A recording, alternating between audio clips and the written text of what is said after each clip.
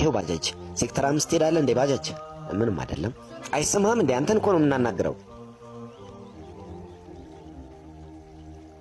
እንዴ ሷራ አንቺ ዲፓንሾ አንተ እዚህ እንዴ ነሽ አንቺ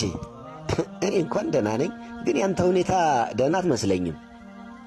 ሁኔታ ደህና አይመስለኝም አልገባኝም አባባልሽ ምን ለማለት ፈልገሽ ነው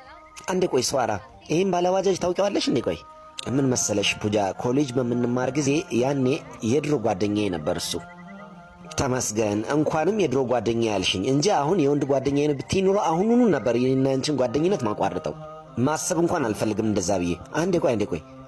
ምንድነው አንቺ ስለኔ እያወራሽ ያለሽው ቆይ እና ምን እንድልፈለክ ባለባጃጅ አይደለ እንዴ ቆንጂዬው ይልጥራ እንዴ ቆንጆ እንኳን ብትሆን ያው ደሃ የባጃጅ ሹፌር አይደለ ለማንኛውም ግን ዲፓንሾ እስቲ ንገረኝ ባጃጅ እየነዳህ እንዴ ነው የቤት ወጪ ይበቃል አይደል እንደምን ምንም ችግር አይፈጠርብም አይደል ምንም ይሁን ብቻ ግን ያው ተስማምተዋል ሷራ ምንድነው እያልሻለሽው በትክክል ተሳስተሻል እንዴ መሳሳት እዚህ ላይ ደግሞ ምን አመጣው ያው በግልጽ እያየን አይደል እንዴ አንተስ ደግሞ ለምንድነው ቅር ያለህ እስቲ እውነቱን ንገረን ይሄን የኑሮ ውድነት እንደምንም እየገፋ ሆኖ አይደል ተሰሚኛለሽ ስለኔ ወጪና ገቢ ባታስቢና ባትጨነቂልኝ ጥሩ ነው እንዴ ለምን አላስብልህም አንተ እኮ የኔ ጓደኛዬ የድሮ ጓደኛዋ ነህ ስለዚህ ለምን አላስብም ብለሃል አይደል እንዴ ሷራ እንደዚሁም ፑጃ ዛሬ እጅግ ከልቤ ደስተኛ ነኝ እንኳንም ይሄን ዳህ ተውኩት ከሱ ጋር ቀጥዬ ቢሆን ኖሮ አላቅም ብቻ ዛሬ ምን ውስጥ ኖር ነበረ ሷራ ብዙ ያወራሽ አልመሰለሽም እንዴ እሺ በቃ ጥሩ በቃ አላበዛም ከዚህ በኋላ ለማንኛውም ሴክተር 5 ለመሄዳውን ስንት ብር ትቀበለናለህ ከኛ እንዴ ለምንድነው እኔ ከናንተ ገንዘብ የምቀበለው እኔ እኮ አሃ እሺ በቃ ገባኝ እንደ ብር ፈልገህ ነው አይደል እሺ ጥሩ እሰጣለሁ በቃ እንሂድ በል ኧረ በለው አሁንማ ደብል ክፍያ ማገኘህ ያውም ከድሮ ጓደኛህ ደግሞስ ማን ያውቃል ባጃጅ ውስጥ ተቀምጣ ደግሞ በድጋሚ ልታፈቅረም ትችል ይሆናል ፑጃ ምንድነው እያልሻለሽው ፍቅር ያውም ከዚህ ደሃ ጋር በፍጹም በህይወቴ ድጋሚ ማስተት አልፈጽምም መጀመሪያ ፈጽሜ ይል እንዴ በቃ ይብቃችሁ እንዴ እጅግ በጣም ነው ያበዛችሁት እሺ ይሄ ባጃጅ ደግሞ የኔ አይደለም እሺ ደሞም ስነ ስርዓት ያዙ በክብር አናግሩ ሰው ልጅ መልሱን ሰማሽ ሷራ ጉራውን ደግሞ አየሽ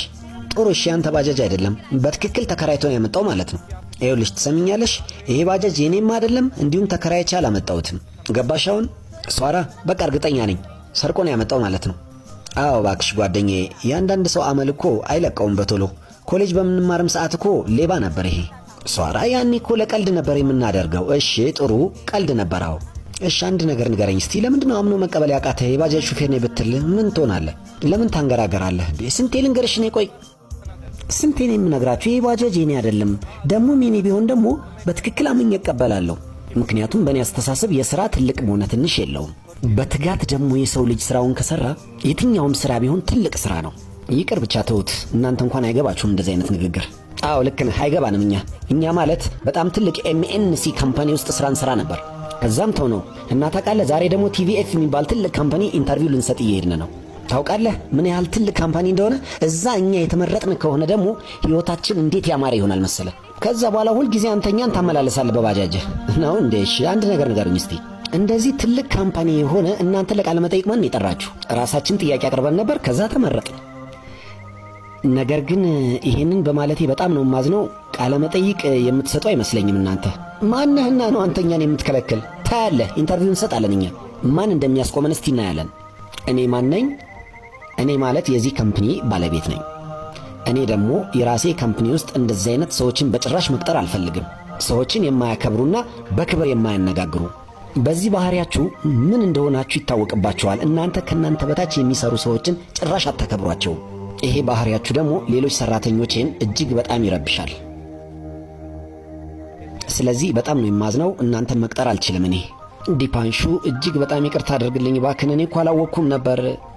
እባክህን ይቅርታ አድርግልኝ እንዲሁ ለቀልድ ያክል እኮ ነው የተናገርኩት ይቅርታ አድርግልኝ እባክህን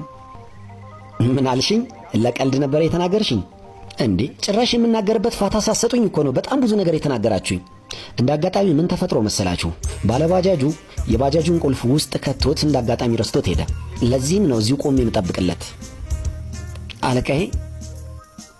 ይሄው መጣ ንገረኝ እስቲ ወንድሜ እባክህን ለምንድነው ይሄን አክል የምትዘናጋው የባጃጅን ቁልፍ ለምን እዚሁ ጥላው ሄድክ ሰው ሰርቆ ይዞ ቢሄድ ኖሮስ አይ ይቅርታ ጌታዬ ረስቼ ነው አይ ምንም አይደለም እናም ደግሞ ይኸውልህ ስማኝ እነዚህን ሴቶች ቤታቸው ድረስ አድርሳቸው ደግሞም ብር እንዳትቀበላቸው እኔ ከፍላለሁ እሺ አለቃዬ ኑ መቤቴ